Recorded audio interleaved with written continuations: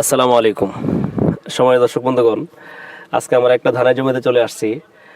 অনেকেই ধান করছেন, এই বছর বোরো ধানের সময় চলতেছে এখন, কিন্তু ধানের জমিতে কি আগাছানাশক ব্যবহার করবেন আপনারা এই বিষয়টা জানেন না।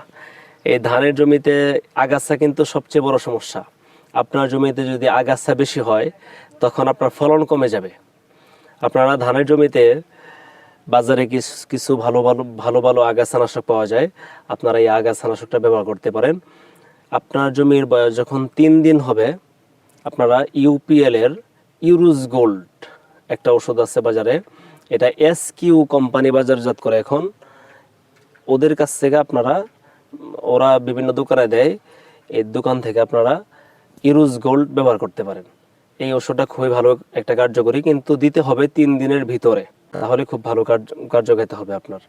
এরপর এসিআই ক্রপ কেয়ারের বাজারে বহুল প্রচলিত একটা আগাছানাশক আইক্লোর, আগে ছিল এমক্লোর নাম, এখন হচ্ছে আইক্লোর।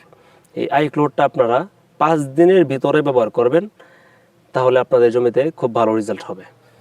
এরপর যদি 5 দিন আপনার জমি পার হয়ে যায়, তখন আপনারা বাজারে অনেক ধরনের 18WP পাওয়া যায়। অনেক নামে 18WP আছে বাজারে, বিভিন্ন কোম্পানির, প্রায় প্রতিটা কোম্পানির এই আগাছানাশক আছে, যেরকম মোটোক্রপ কেয়ারের লিভিনা, স্কোয়ারের বেনসালিন। এই 18WP অনেক ওষুধ আছে বাজারে। আপনারা এই ওষুধগুলি বাজার থেকে কিনে 7 দিনের ভিতরে জমিতে দিবেন। যদি আপনার জমি 7 দিন পার হয়ে যায়, তখন আপনারা পাইরাজোসালফিউরান ইথাইল গ্রুপের ওষুধ 10WP, এই 10WP আপনারা ব্যবহার করবেন 7 দিন পার হয়ে গেলে। যদি আপনার জমির বয়স 7 দিন পার হয়ে যায়, তখন আপনারা এই 10WP গ্রুপের ওষুধ 10 দিনের ভিতরে ব্যবহার করবেন।